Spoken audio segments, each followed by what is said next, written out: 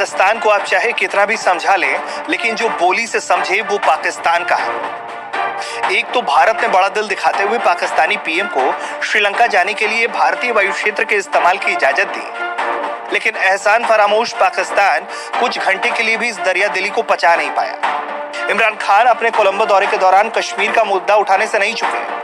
इमरान ने कहा है कि भारत और पाकिस्तान के बीच विवाद का एकमात्र मुद्दा ही कश्मीर है और इसे केवल बातचीत के जरिए ही सुलझाया जा सकता है।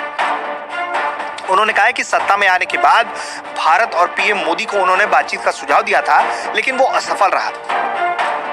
उनको अभी भी भरोसा है कि आखिर चीजें परवान चढ़ेंगी, लेकिन इमरान का यह भरोसा टूटेगा ये तय है, क्योंकि भारत का स्टैंड शुरू से क्लियर है कि कश्मीर, पूरे का पूरा कश्मीर सिर्फ और सिर्फ भारत का है और ये भारत का आंतरिक मामला है। इमरान खान ने कोलंबो में एक प्रेस कॉन्फ्रेंस को संबोधित करते हुए कहा कि मैं जैसे ही सत्ता में आया, मैंने अपने पड़ोसी देश भारत की ओर हाथ बढ़ाया था और पीएम मोदी को यह बताया था कि इस उपमहाद्वीप में आगे बढ़ने का तरीका यही है कि हमें अपने मतभेदों का समाधान बातचीत के जरिए निकालना होगा। मैं सफल नहीं रहा, लेकिन मुझे उम्मीद है कि अंततः चीजें परवान चढ़ेंगी। उन्होंने यूरोपीय देशों का उदाहरण देते हुए कहा कि हमें भी उसी तरह से सभ्य तरीके से रहना चाहिए। इमरान खान ने कहा है कि भारत और पाकिस्तान के बीच में कश्मीर ही एकमात्र विवाद है और इसे केवल बातचीत के जरिए ही सुलझाया जा सकता है।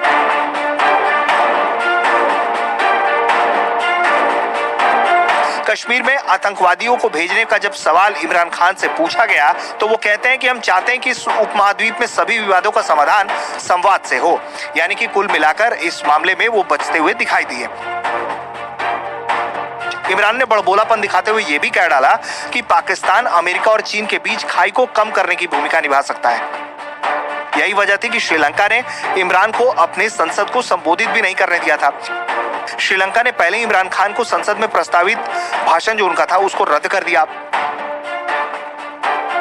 पाकिस्तानी मीडिया में इसे लेकर खूब हो हल्ला मचा और आरोप लगा कि भारत के दबाव में श्रीलंका ने ऐसा कदम उठाया है। श्रीलंका के डेली एक्सप्रेस ने विदेश सचिव जयनाथ के हवाले से कहा है कि स्पीकर महिंदा यापा ने कोविड-19 के मद्देनजर संबोधन को रद्द करने का अनुरोध किया था, लेकिन यह भी सच है कि श्रीलंका जानता है कि पाकिस्तानी पीएम उनके संसद में कश्मीर को लेकर कुछ विवादित बयान दे सकते थे।